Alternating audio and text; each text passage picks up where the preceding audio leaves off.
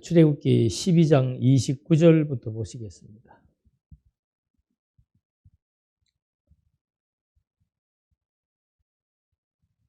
출애굽기 12장 29절.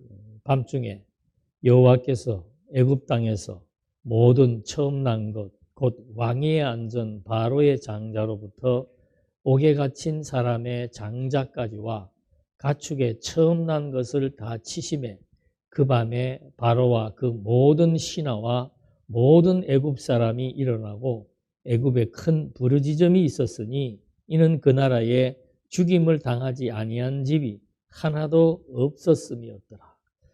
지금 12장의 내용은 유월절에 대한 그런 것들을 이제 역사적인 순서와 또 과정을 치밀하게 설명해 주심으로써 하나님이 어떤 분이신지를 분명하게 우리에게 각인시켜 주고 있습니다. 그래서 유월절이라고 하는 것은 이스라엘 백성들이 애굽의 노예에서 탈출하는 것을 의미하는 겁니다. 궁극적으로는.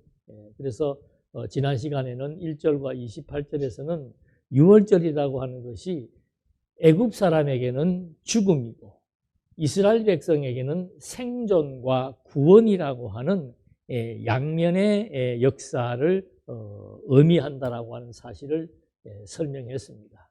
그리고 이제 오늘부터는 실제로 이제 유월절을 하나님이 단행해서 애굽 전역에 엄청난 재앙이 소용돌이 치는 그것이 이제 애굽의 심판으로 나타나게 됩니다. 근데 여기 읽어보니까 그 심판이 열애가 없습니다. 여기도 뭐 애굽 땅에 있는 모든 처음 난 것이라고 말을 하면서 왕위에 앉아 있는 사람으로부터 감옥에 있는 사람까지, 그러니까 열애가 한 명도 없는 거죠. 왕위에 있는 가장 높은 사람, 죄인에 이르기까지 모든 장자, 사람으로 치면은 장자고 짐승은 첫 것입니다. 첫 것은 모든 것을 대표한다 그랬습니다. 그래서 이 첫 것의 모든 것을 하나님께서 죽임으로 말미암아 이제 하나님의 약속대로 유월절이 단행됨을 우리에게 알려주고 있는 겁니다. 그러니까 이 유월절이라고 하는 것이 우리는 이제 한쪽만 생각할 수 있습니다. 이렇게 이스라엘 백성이 애굽에서 해방되었다, 그것만 생각합니다만은 어떻게 해방되었는가? 애굽에 있는 왕으로부터 감옥에 있는 제수 모두에게 이르기까지 장자와 처음 난 것은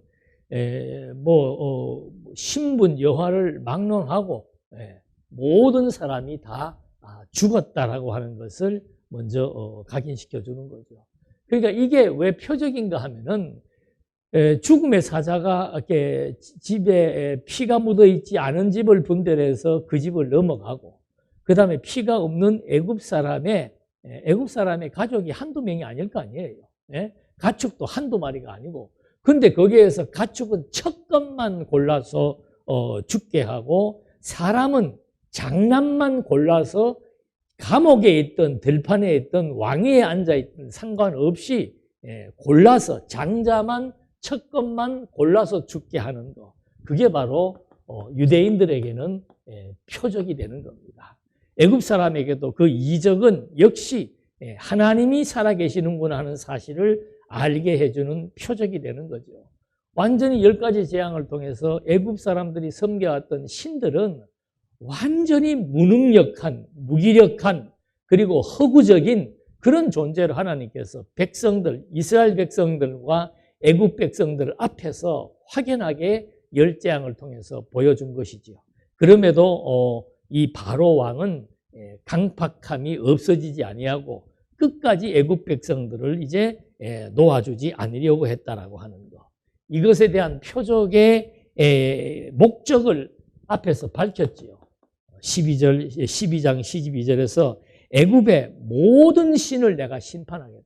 그러니까 이 10가지 재앙, 그리고 마지막에 있는 이 장자 재앙은 결국 애굽의 신이라고 하는, 애굽에 있는 신이라고 불려졌던 그런 존재, 실제로 살아있는 존재는 아니지만 허구적인 존재에 대해서 하나님께서 심판하는 거예요. 이 심판하시는 이유는 뭔가? 애굽 사람들이 섬기는 신을 하나님이 심판함으로 말미암아 하나님만이 참 신이고 하나님의 능력은 창조주로서의 전능하신 능력을 갖고 계신다. 그걸 아주 확고하게 여기에서 보여주겠다고 선언한 겁니다. 그래서 나는 누구다? 여호와라고 하는 사실을 애굽 사람들과 이스라엘 백성들에게 다 알려주는 겁니다.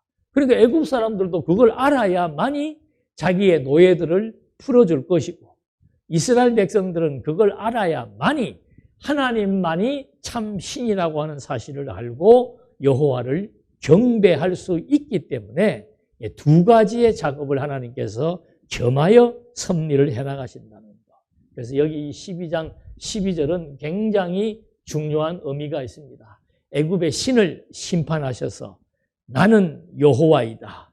그래서 애굽 사람들은 자기의 신들이 정말 무능력한 것을 알고 또 반면에 이스라엘의 신 여호와만이 진정한 능력자라는 걸 알고 자기들이 볼모로 잡고 있던 노예 히브리 민족들을 결국 풀어주게 되는 그런 양자의 의미를 하나님께서 심어주기 위해서 섭리를 하신 겁니다.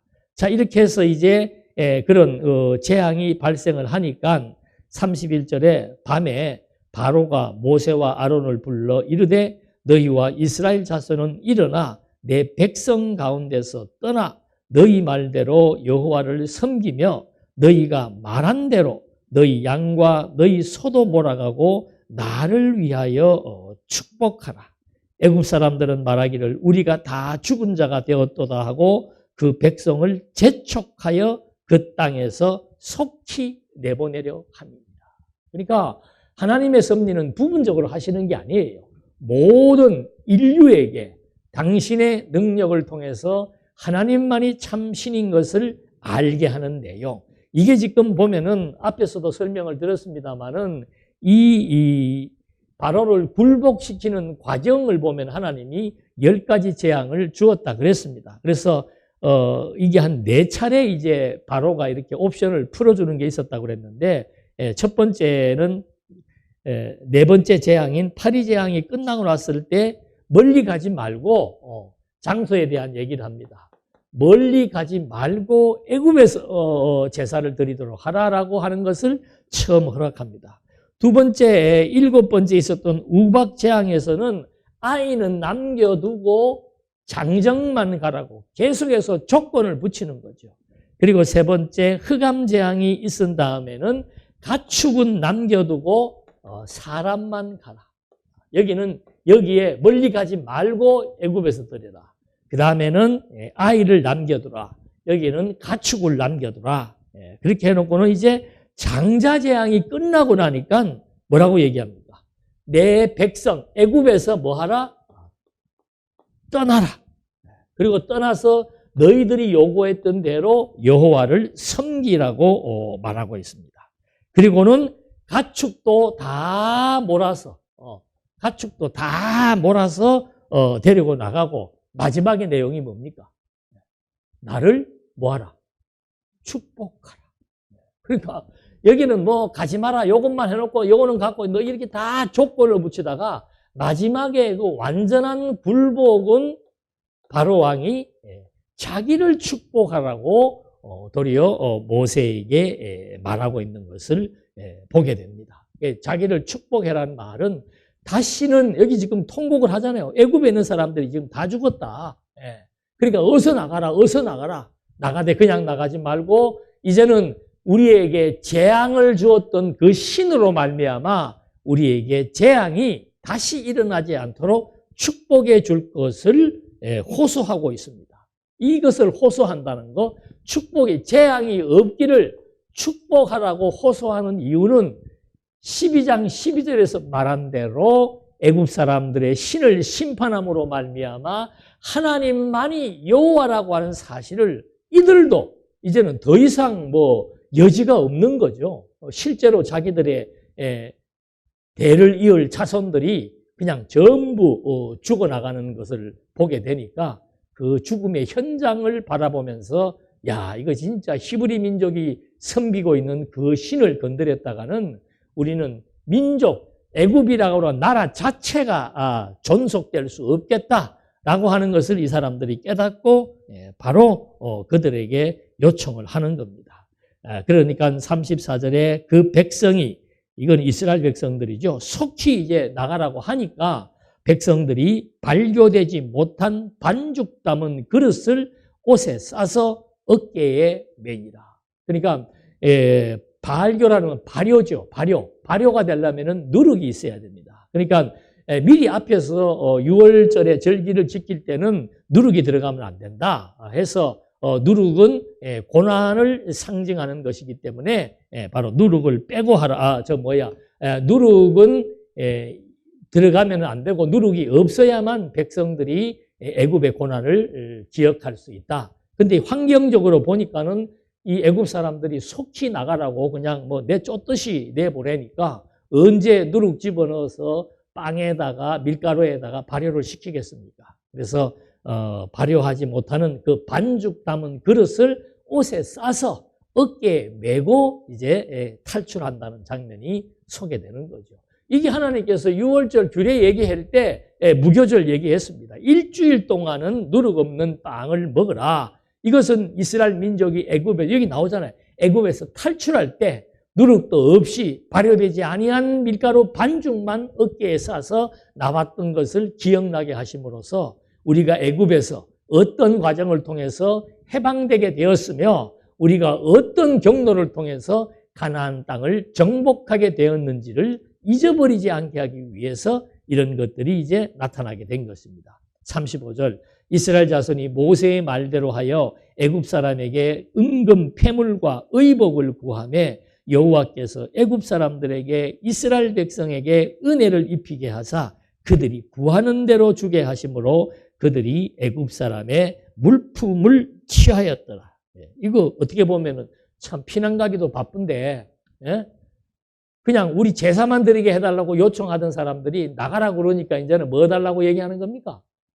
애굽 사람들의 금은 보화, 옷, 뭐 좋은 거 다 달라고 지금 요구를 하는 겁니다. 이 요구는 좀 줄래 이게 아니에요.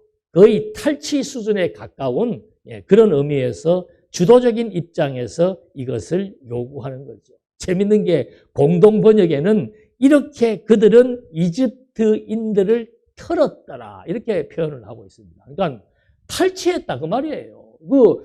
구약 시대에는 우리 뭐 근대사도 그랬지요. 어느 나라가 어느 나라를 정복하게 되면은 그 나라의 모든 것 자기들 마음대로 다 가져갑니다. 가까운 일본도 보십시오. 우리나라에 있는 좋은 것들은 사람으로부터 시작해서 나무나 뭐 모든 것들을 다 자기 나라에 가져갔던 것처럼 똑같은 거예요. 일종의 이것은 하나님이 애굽에 내린 재앙이었지만은 그들이 항복을 했거든요. 도리어 우리를 축복해라고 얘기했기 때문에 너희들 좋은 거 있으면 다 가져와 하면서 다 뺏어가지고 이제 나오게 된다는 이 장면. 그렇게 급한데도 왜 그랬을까?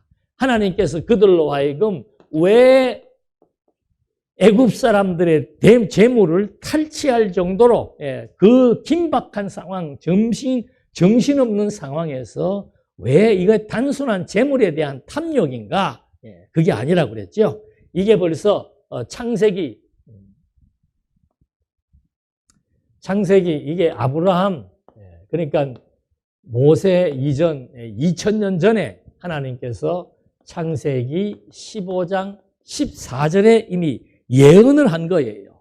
그들이 섬기는 나라를 내가 징벌할지며. 그들은 누굽니까? 이스라엘 히브리 민족들이요. 이스라엘 백성들이 섬기는 나라를 내가 징벌하겠다. 그 징벌이 지금 10가지 재앙을 통해서 마지막은 생명을 빼앗아가는 정말 인간으로서는 가장 무서운 징벌이 죽음이에요.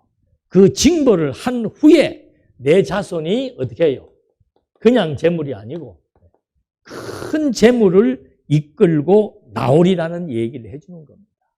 이게 몇 년 뒤인가? 거의 400~500년 뒤에요. 그래서 이 모세는 뭐 연도는 뭐 몇 년은 뭐 이렇게 정확히 표시 안 됩니다만 하여튼 모세는 모세 때 지금 결국 여기에서 나와 있는 대로 왜 이런 일이 발생했는가? 3장 21절에서 하나님이 내려와서 이스라엘 백성들을 애굽에서부터 건져내고 애굽에서 인도하겠다라고 이미 하나님이 직접 선언을 해주신 겁니다. 하나님이 내려오셔서 그렇게 해주겠다고 약속을 하시고 지금 12장에서 6월절 진짜 죽음의 재앙을 그대로 하나님께서 보여주는 거죠. 이게 결국은 400~500년 어간을 통해서 하나님의 예언, 예언이에요, 예언. 하나님의 예언, 하나님의 약속대로 그 큰 애굽 사람들이 징벌을 받고 이스라엘 백성들이 큰 재물을 취득하는 이것이 400~500년 전에 예언대로 지금 여기에서 이루어지는 사건이죠. 그러니까 유대인들은 알아요. 아브라함, 이삭, 야곱의 하나님 했을 때 그 하나님이 어떤 약속을 했으며 우리가 왜 애굽에서 노예 생활을 하게 된 것이 무엇 때문이며 거기에서 지금 몇 년 만에 해방된다는 정도는 이 백성들은 대대손손 교육을 했을 거란 말이에요. 그러니까 이 역사가 단순히 6월절에 애굽의 장자 재앙으로 끝나는 것이 아니고 거기에다가 플러스 큰 재물을 하나 추가해서 이것도 표적이에요. 징벌도 표적이고 재물도 표적이고 이래서 하나님은 400~500년의 역사의 공백을 메우시면서 내가 계속해서 너희를 애굽에 내려가게 하신 분도 내가 그런 것이고 너희를 400년 동안 애굽의 노예 생활을 하게 한 것도 내가 그렇게 한 것이고 너희를 그 기한이 되매 너희를 애굽에서 해방시키기 위해서 그들을 징벌하고 그들을 징벌한 다음에 너희에게 큰 재물을 얻게 하신 분도 바로 하나님 여호와라고 하는 사실 400~500년의 역사가 공백 상태가 있었던 게 아니고 진짜 하나님이 지금까지 우리와 함께 하시면서 이 민족의 역사를 이끌어 오셨다는 사실을 백성들로 하여금 깨닫게 해주는 거예요. 그래서 재앙도 역시 하나님이 누구인 것을 알게 하신 것이고 여기에 나오는 큰 재물을 얻고 애굽에게 징벌을 내리신 것도 언약하신 그 하나님이 지금 이스라엘 민족 위에 내려오셔서 그들로 하여금 400~500년 전의 약속을 계속해서 하나님이 이루어 나가심으로 말미암아 이스라엘 민족들의 미래 이제 앞으로 우리가 약속의 땅 가나안을 정복하게 되는데 이 땅도 반드시 하나님이 역사하실 것이니까 하나님의 약속대로 이루어질 것이니까 우리는 가나안 땅을 정복할 수 있다라고 하는 사실에 대한 확신을 주기 위해서 하나님께서 그들을 애굽 사람들로 하여금 은혜를 입게 해서 그들이 구하는 대로 하나님이 다 주시게 했다는 약속의 말씀을 해주고 계시는 겁니다. 자, 이렇게 해서 이제 큰 재물을 마지막으로 취했으니까 애굽에 내려가서 400년 동안 종살이 하되 노예로서의 학대를 받고 400년의 기간이 되면은 하나님이 내려와서 그들을 징벌하고 너희가 해방될 때 큰 재물을 취해서 나오게 될 것이라고 하는 하나님의 약속이 그대로 여기에서 이루어진 그 시점, 이제 이스라엘 민족은 정말로 해방이 되게 되는 거죠. 그래서 37절 말씀에 이스라엘 자손이 람셋을 떠나 숫곳에 이르니 유아 외에 보행하는 장정이 60만 가량이요 수많은 잡족과 양과 소와 심이 많은 가축이 그들과 함께 하였으며 그들이 애굽으로부터 가지고 나온 발교되지 못한 반죽으로 무교병을 구웠으니 이는 그들이 애굽에서 쫓겨남으로 지체할 수 없었음이며 아무 양식도 준비하지 못하였음이었다. 하나님은 이 앞에서 벌써 너희들 무교절을 지켜라. 누룩 없는 빵을 가지고 일주일 동안 기간 동안 유월절을 기념하라고 얘기해 준 그것이 이스라엘 백성들이 기억을 하든 못하든 상관없어요. 빨리 나가라고 하니까 뭐 거기에서 앉아가지고 아니 애굽에서 노예 생활하는 사람들 풀어주면은 두 말 안고 뛰어나갈 수밖에 없잖아요. 거기에서 이제 무슨 반죽할 기간이 없었으니까 지체할 수 없었기 때문에 지금 그들이 무교병을 가지고 나왔다는 얘기를 해주는 겁니다. 먼저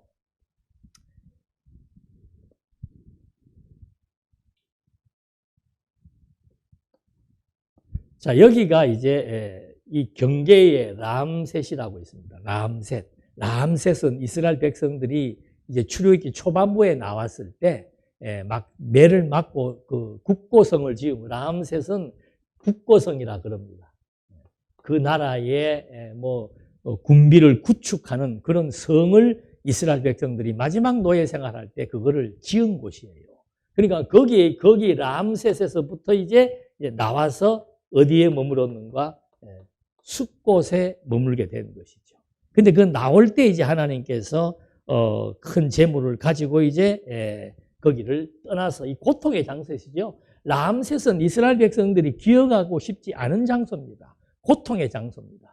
거기를 이제 벗어나서 처음으로 이 민족이 처음으로 400년 만에 이렇게 다른 장소를 처음 이렇게 정착한 곳이 바로 숲곳이 되겠습니다. 그래서 하나님께서 보니까 여기에서 재미있는 것이 여기를 나올 때 보행할 수 있는 장정만 60만이라.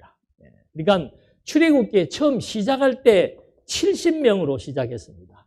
출애굽기의 시작이 70명으로 시작했다는 것은 하나님께서 큰 민족을 이루어 주겠다는 약속을 이루어 나가시기 위한 시발점이 출애굽기 1장이었어요.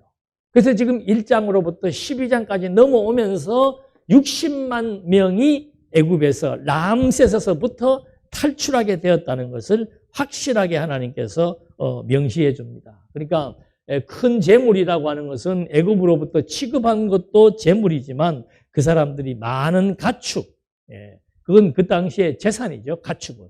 많은 가축을 그들과 함께 나오게 되었다.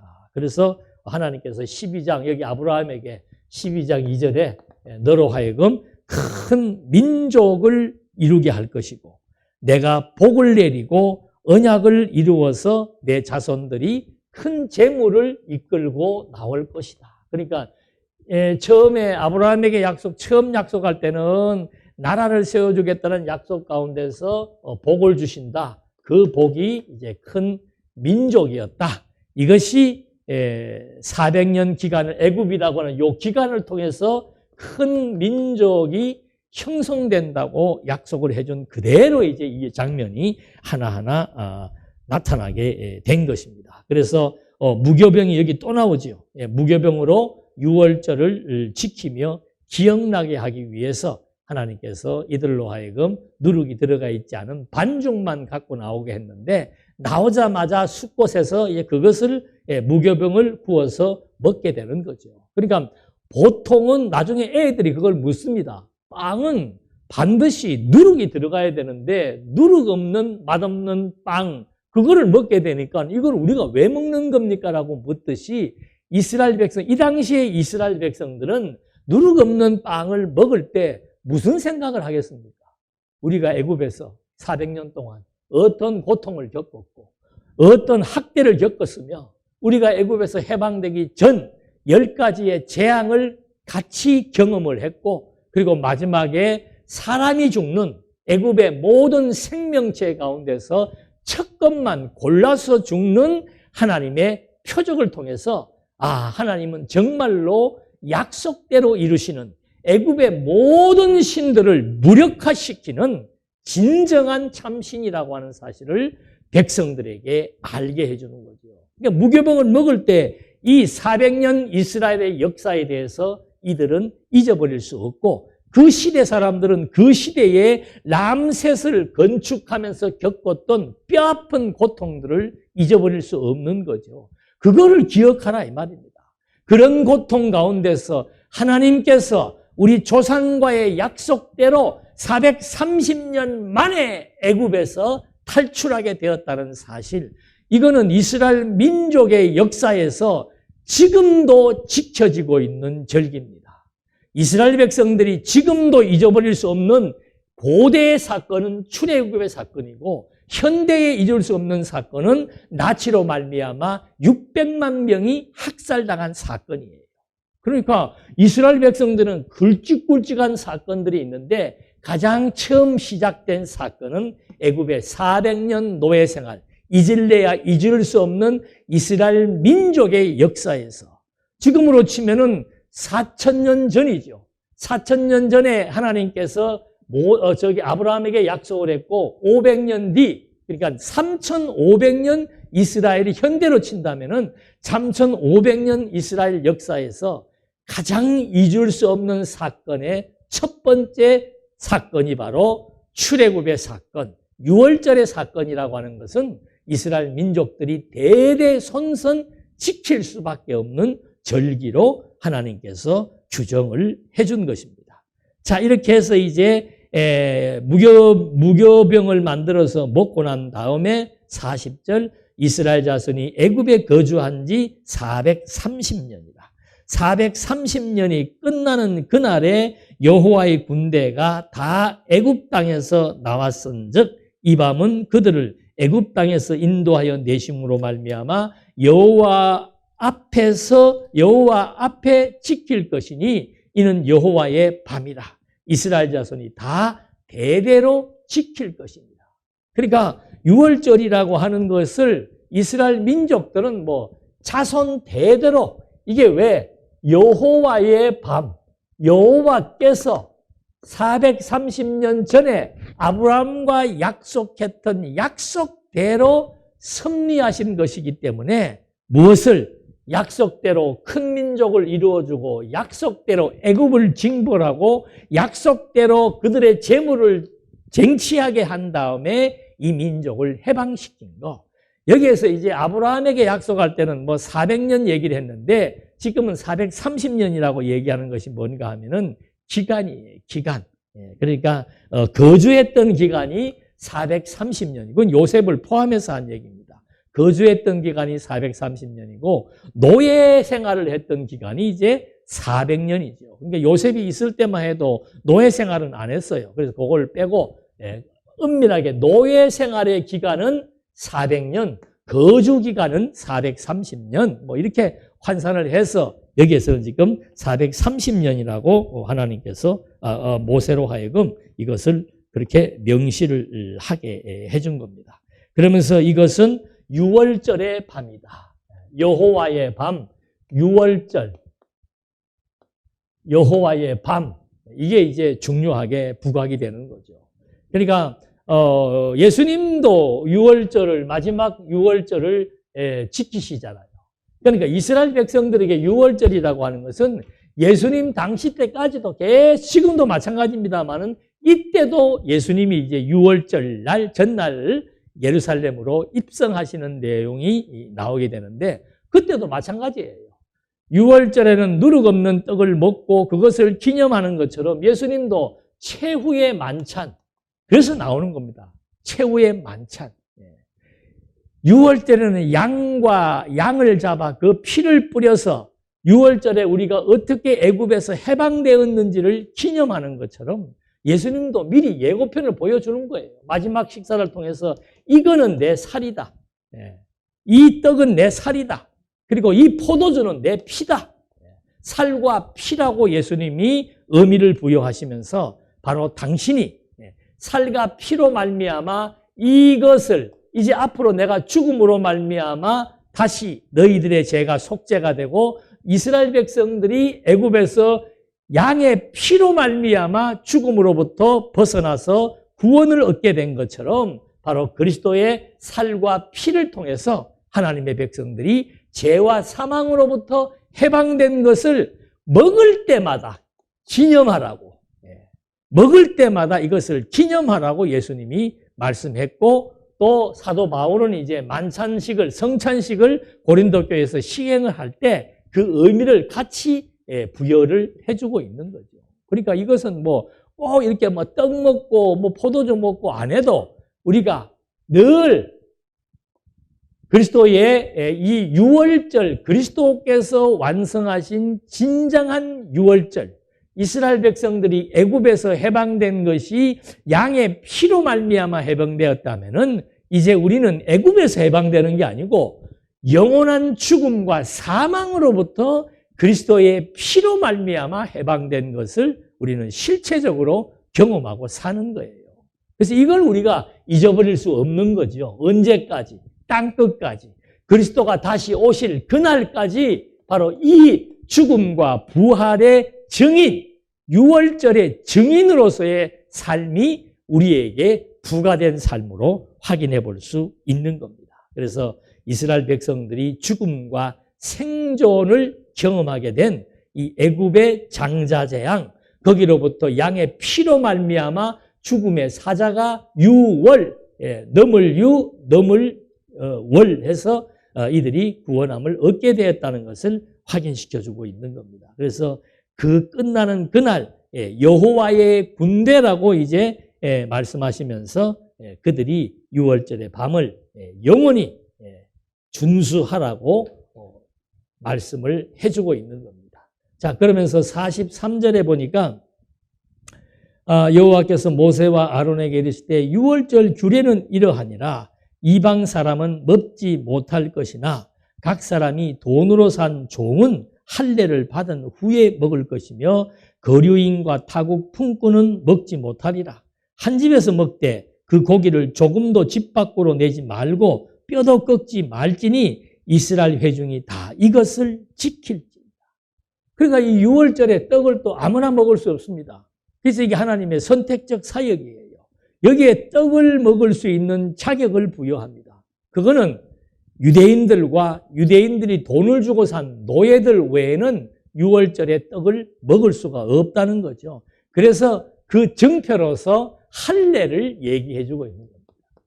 할례라고 하는 것은 언약 백성만의 증표입니다. 그래서 이스라엘 백성들은 아브라함 때 처음 이제 할례를 하나님께서 시행을 하시면서 이 할례는 언약의 증표다. 내가 아브라함에게 복의 근원이 되게 해주겠다. 나라를 세워서 복의 근원이 되주겠다고 약속했던 그 약속을 하나님이 반드시 이루어주겠다는 증표로서 그 약속의 대상인 증표로서 언약 백성이라고 하는 거, 하나님의 언약의 대상인 그 증표로서 몸의 할례, 살에다가 할례를 했다 그러잖아요. 그래서 이 유월절의 음식은 아무나 먹을 수 없고 할례를 받은 하나님의 언약 백성들에게만 하나님께서 유월절의 음식을 먹게 하는 거죠. 똑같아요. 그리스도의 살과 피, 예수님이 그러잖아요. 나는 생명의 떡이라. 당신이 주는 생명의 떡은 아무나 먹을 수가 없습니다. 창세 전부터 그리스도 안에서 이미 할례 언약을 받은 사람들, 하나님의 아들들로 택정함을 입은 자들만이 그리스도를 믿어지게 해서 그리스도의 살과 피, 이 말은 그리스도를 믿음으로 말미암아 생명을 얻게 된다는 말이에요. 그래서 하나님께서 이렇게 유월절에 대한 중요성이 계속해서 마지막까지 이걸 다 한 번 더 각성을 시켜주는 겁니다. 그래서 할례라고 하는 중요성, 언약 백성이라고 하는 것을 상기시켜주고 그 다음에는 반드시 한 집에서 먹어라. 식구들끼리 한 집에서 먹고 이거는 뭐 선민의식이죠. 연합의식, 선민의식. 그리고 그 고기를 조금도 집 밖으로 내지 말고 왜? 이거는 거룩한 예물이기 때문에 이것은 이스라엘 백성들의 생명을 얻게 한 거룩한 예물이기 때문에 그것을 밖으로 내돌려서 방치하면 안 된다. 그리고 뼈도 꺾지 말며 뼈를 꺾지 않는다는 것은 온전한 제물의 상태를 의미하는 겁니다. 그리고 실제로 예수님께서 이 약속의 말씀대로 유월절의 제물로 돌아가신 예수님의 뼈가 하나도 꺾이지 아니하고 온전한 상태에서 죽음을 맞이하며 부활하게 되었다는 사실도 유월절의 제물로 예수님이 돌아가시게 된 이것이 구약에서 이미 유월절 절기 때 주어졌던 규례대로 그 양을 어떻게 잡고 어떻게 먹는 과정을 통해서도 확인을 해보게 되는 겁니다. 그렇게 해서 할례 언약까지 확인을 시켜준 다음에 이제 51절에 바로 그날에 몇 절까지 아까 했죠? 47절, 48절. 너희와 함께 거류하는 타국인이 여호와의 유월절을 지키고자 하거든 그 모든 남자는 할례를 받은 후에야 가까이 하여 지킬지니 그는 본토인과 같이 될 것이나 할례받지 못한 자는 먹지 못할 것입니다. 본토인에게나 너희 중에 거류하는 이방인에게 이 법이 동일하니라 하셨느니라. 그러니까 할례의 대상을 딱 규정을 해주고 할례 받지 않는 사람은 절대로 하나님의 회중에 들어올 수가 없는 거죠. 그래서 신약에서는 살해하는 할례가 아니고 이제는 그리스도의 피로 말미암아 무슨 할례? 마음의 할례. 이게 이제 심령의 할례. 죽어버린 영혼이 다시 거듭나고 중생한 마음의 할례, 심령의 할례를 의미한다고 우리가 이해를 할 수 있게 되는 겁니다. 그래서 하나님께서 약속대로 이스라엘 백성들에 대한 모든 역사가 정말 400년이라는 역사를 하나님께서 공백을 메꾸시면서 이스라엘 민족에게 섭리하셨다는 사실. 그래서 6월절이 집행되기까지의 역사를 보면은 아까도 말씀드린 대로 제일 먼저 출애굽기의 시작이 명수로부터 시작하고 있습니다. 그것도 기이하잖아요. 70명이라고 하는 그럼 가족에 대한 명단으로부터 시작했다라고 하는 것은 이것은 민족과 관련이 있다는 것을 암시하고 있는 겁니다. 70명이 나중에 어떻게 될 것이다. 그래서 먼저 이 1장에서 벌써 큰 민족에 대한 의미를 암시해 주었고 그 다음에 이제 하나님께서 이 일을 위해서 모세를 부르셨습니다. 그것도 어디에서? 거룩한 산에서. 모세를 부르셔서 하시는 말씀이 나는 누구다? 조상의 하나님이다. 아브라함과 이삭과 야곱 400여 년 전에 내가 너희 조상과 약속했던 조상의 하나님이다. 그 말은 여호와 하나님이란 뜻이에요. 언약을 반드시 이루시는 신이라고 하는 사실을 확인시켜주고 그 다음에 하나님께서 어떻게 해요? 그 약속을 하게 하신 다음에 이제 이스라엘 백성들에게 내가 내려가서 애굽 땅에서 건져내고 그 땅에서 인도하고 가나안 족속의 땅으로 데려가겠다. 이걸 여기에서 이제 확실하게 명시해주고 있는 거죠. 그 다음에 백성들이 이런 하나 여호와가 누구 이름이 뭐냐고 묻거들랑은 스스로 존재하시는 분, 모든 피조물을 살며 기동하며 있게 하는 그런 신이 너희들에게 보냈다고 말해라 그럽니다. 그러면서 이제 이 신을 소개한 다음에 해방을 약속합니다. 해방을 약속하고 그 다음에 애굽에서 이적을 베푸는데 그 이적의 목적을 설명을 하고 그 다음에 그 이적에 대한 목적, 그 다음에 이스라엘 백성들에게 또 연이어서 재앙에 대한 목적을 설명을 하는 거죠. 그러니까 그 설명하는 목적이 뭔가 하면은 해방을 약속할 때 왜 약속을 했는가? 내가 애굽 사람의 무거운 짐 밑에서 너희를 빼낸 너희의 하나님 여호와인 줄 알지라. 그래서 먼저 해방을 약속해 주는 겁니다. 400년 전에 약속된 해방을 지금 내가 시행하겠다고 다시 한 번 더 언급하시는 이유는 내가 하나님 여호와라고 하는 사실.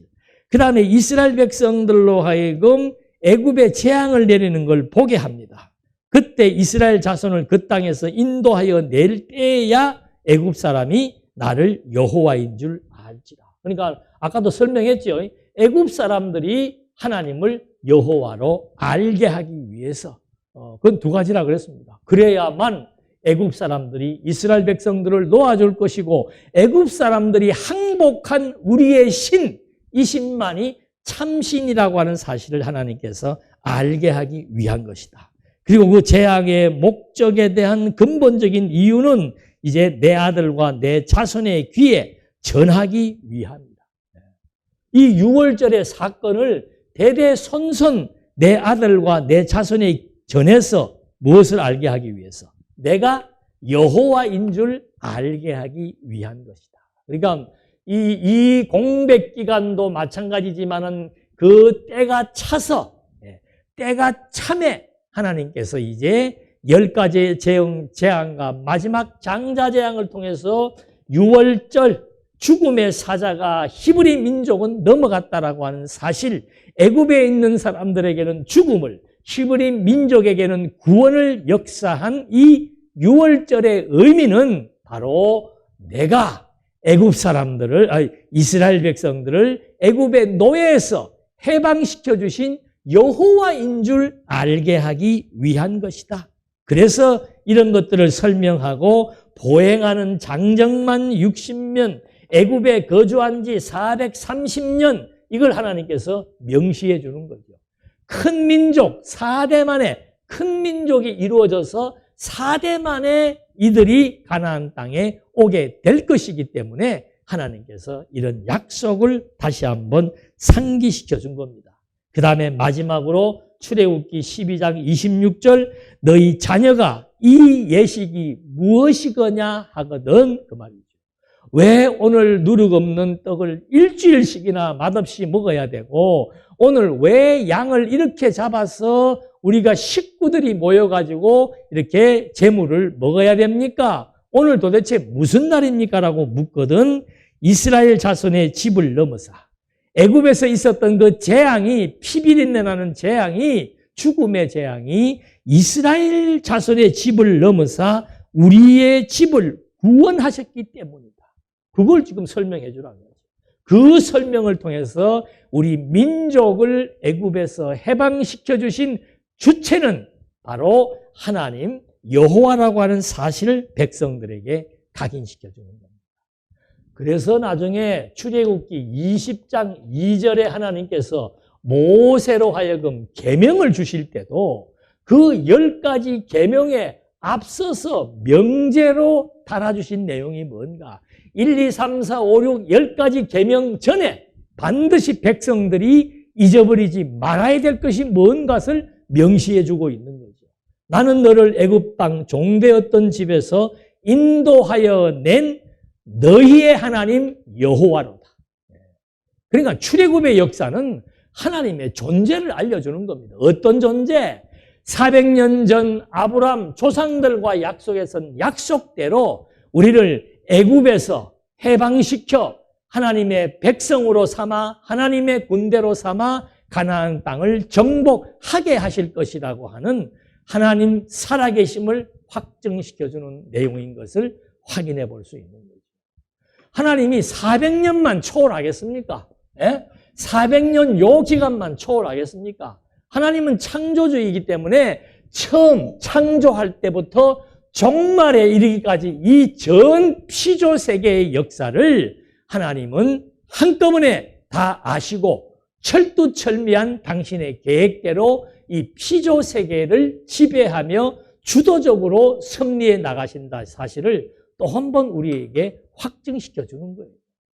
그래서 하나님을 믿는 백성들은 다른 것 의지하지 않고 역사의 주관자가 하나님이시기 때문에 내 인생의 생사, 화복을 하나님이 주관하신다는 사실이 6월절의 역사를 통해서 확실하게 입증된 하나님의 백성들은 그래서 하나님을 의지하게 되고 하나님을 의지하니까 말씀 그대로 하나님이 내려오셔서 지금은 성령이 내려오셔서 우리의 생각과 마음과 모든 것들을 내주, 감동, 감화, 역사하시면서 나로 하여금 하나님만을 의지하고 하나님과 소통하고 하나님 앞에 찬송하며 아름다운 삶들이 하나님의 아들들에게 하나님의 백성들에게 주어지는 하나님의 약속의 실체라고 하는 사실을 또 한번 확인해 보시면서 눈앞에 보이는 애굽의 노예 생활과 같은 엄청난 힘듦과 고통이